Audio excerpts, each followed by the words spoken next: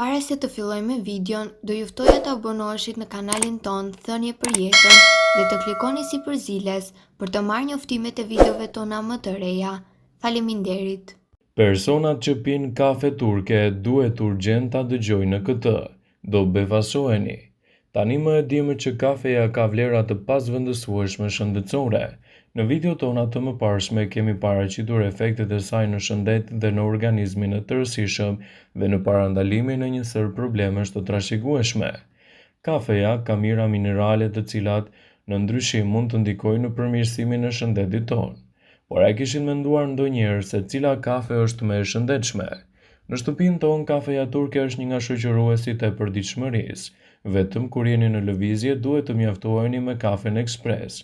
Madje askujt nuk i ka shkuar në mendje për të zvendësuar kafen turke me ndonjë lloj tjetër.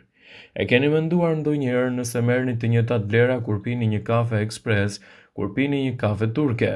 E vërteta është se jo të gjitha llojet e kafes kanë të njëjtat vlera. Ndryshimet mes kafes turke dhe asaj ekspres janë të dukshme. Kafeja turke është ajo që ka përqendrimin më të lartë të vlerave të bimës së kafes, pasi përgatitja e saj ka vetëm një hap, bluarjen e kokrave të pjekura të kafes dhe zjerrjen e tyre me ujë, ndërsa kafeja ekspres kalon në disa procese të tjera. Ndryshimi i parë është koha e pjekjes së kokrave të kafes. Gjithashtu, kokrat e kafes ekspres piqen më gjatë dhe më pas shtypen dhe siten për të prodhuar kokrizat në madhësinë e rërës. Më pas përgatiten në makinerinë e ekspresit dhe bën të mundur largimin e dy mineraleve që ndodhen te kafeja, kafestoli dhe kaevoli.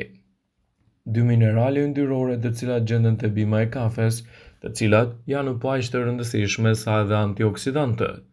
Por cilët persona nuk duhet ta konsumojnë kafen turke? Për njerëzit që vuajnë nga kolesteroli i lartë ose ata që kanë në familjen e tyre raste të sëmundjeve të zemrës, këto dy minerale janë vërtet të dëmshme. Studimet e fundit kanë vërtetuar se këto dy substanca te personat që vuajnë nga kolesteroli i lartë rrisin dukshëm rrezikun e bllokimit të arterieve, duke përkeqësuar kështu edhe shëndetin e zemrës pasi ajo nuk furnizon me gjakun e nevojshëm. Pirja e kafes turke te këta persona rrit dukshëm nivelin e kolesterolit me 10%. Duke qenë se kafeja turke përmban 7.2 mg të kafestolit dhe 5.4 të kaevolit, ndërkohë që kafeja ekspres përmban vetëm 1 mg nga secila substancë. Kjo për ekspertët është një dhënë e dobishme, pasi tregon se njerëzit që vuajnë nga kolesteroli mund të konsumojnë më shumë kafe ekspres. Për njerëzit të cilët nuk kanë probleme, kafeja turke nuk do të përbëjë asnjë rrezik për shëndetin e tyre. Kafeja është një nga pijet më të konsumuara në mbar botën. Është mirë të konsumohet brenda normës dhe pa e tepruar me ëmbëlsuesit e saj. Studiuesit po gjejnë gjithmonë më shumë veti të dobishme të kafes, që është një lajm i madh për të gjithë njerëzit që e duan këtë infuzion. Jo vetëm që do të jeni në gjendje të shihoni aromën dhe shijen e saj të jashtëzakonshme, por kur ta bëni këtë do të dini edhe gjëra të mëdha për trupin tuaj. Vlerat e kafes në organizëm janë të larmishme. Kafeja përmban një sër substancash dhe elementesh dhe lëndë ushqyese për të cilat duhet ta dini. Kur analizoni kimikatet që ajo ka, është mbreslëndse dhe e arritshme që ta konsumoni vazhdimisht. Ju mund të shikoni se ajo është e pasur me disa minerale dhe element gjurmë, si dhe vitamina dhe acide yndyrore. Të gjitha këto substanca do të kontribojnë në mirëqenien tuaj. Një filxhan kafe pa shtuar asgjë tjetër mund të hasë me një përmbajtje të lartë të lipideve ose yndyrnave, vitaminave, mineraleve, komponente të azotit, alkaloide, proteina dhe acide. Gjithashtu, mund të përmirësoni edhe shumë element të trupit tuaj. Përmbajtja kimike e kafes është e mirë, por të gjitha lëndët ushqyese kthehen në një sër ndryshimesh ose përfitimesh për shëndetin tuaj nëse vini re edhe konsumin e saj pa shtuar asnjë produkt tjetër. Kafeja mund të ndihmojë gjithashtu edhe me shëndetin tuaj të trurit. Fal kafeinës mund të përmirësojë funksionet tuaja njohëse, prandaj do ju ndihmojë të kaloni një ditë të vështirë të cilën mund ta keni hasur në punë ose edhe nga njerëzit e tjerë. Dhe kafeja në këtë mënyrë sigurisht që do të japë rezultate fantastike në mbrojtjen e shëndetit tuaj. Kjo falë faktit se ajo do të bllokojë adenozinën që rrit dopaminën dhe neuropinefrinën që përshpejton funksionet e trurit. Kjo gjithashtu mund të kontribuojë edhe në një funksion më të mirë të energjisë. Kafeja do të parandalojë gjithashtu edhe uljen e funksioneve tuaja njohëse. Një tjetër nga vetitë e mira të kafes është se ajo parandalon ose edhe vonon efektin e sëmundjeve neurodegenerative si Alzheimeri dhe gjithashtu edhe Parkinsoni.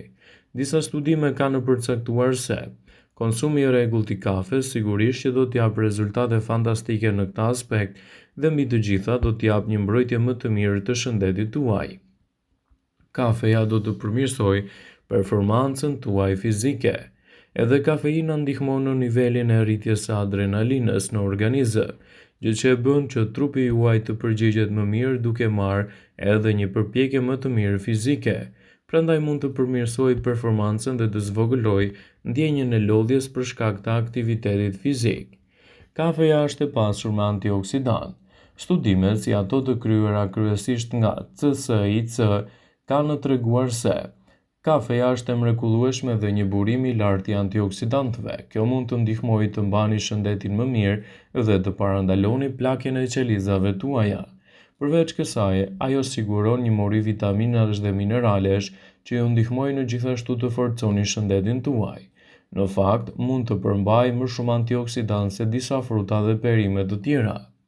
Kafet mund të mbrojnë shëndetin e mëlçisë. Një tjetër studim në Universitetin e Southampton pohoi se një filxhan me kafe në përditshmëri mund të zvogëlojë rrezikun e cirrozës së mëlçisë me 25% dhe me 4 filxhan mund të reduktoni deri në 65%. Prandaj është shumë e rëndësishme për mëlçinën tuaj. Kafeja djeg gjithashtu dhe yndyrnat. Nëse doni një dietë që të humbisni në peshë, duhet të dini se kafeja përmban një nga substanca natyrale që ka veti të djegë yndyrnat. Falë këtij metabolizmi mund të përshpejtojë dhe të eliminojë gjithçka që ka mbetur.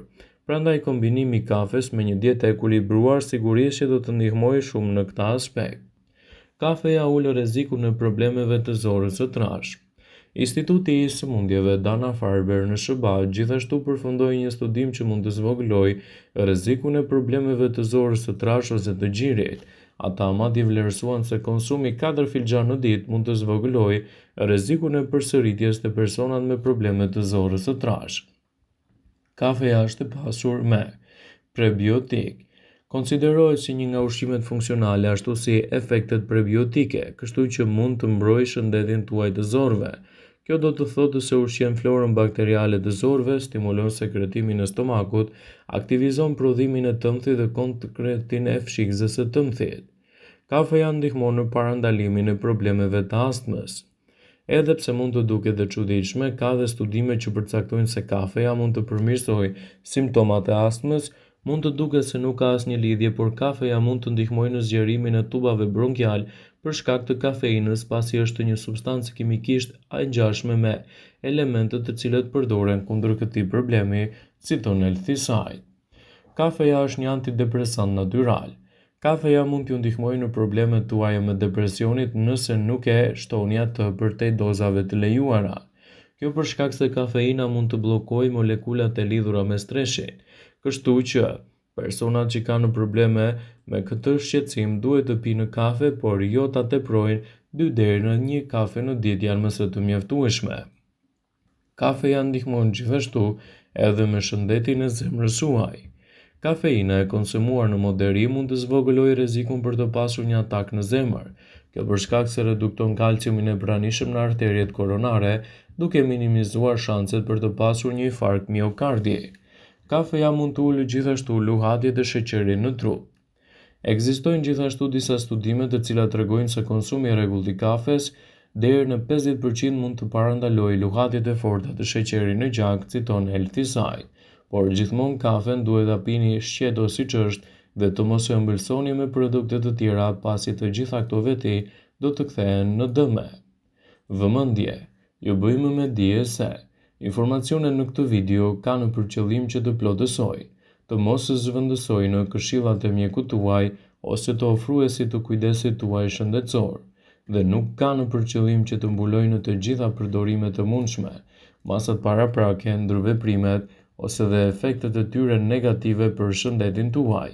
Pasi ta dëgjonit këtë video, do ju ftoja t'i bënit like dhe ta shpërndanit atë në profilin tuaj në mënyrë që të informohen edhe miqtë e tu.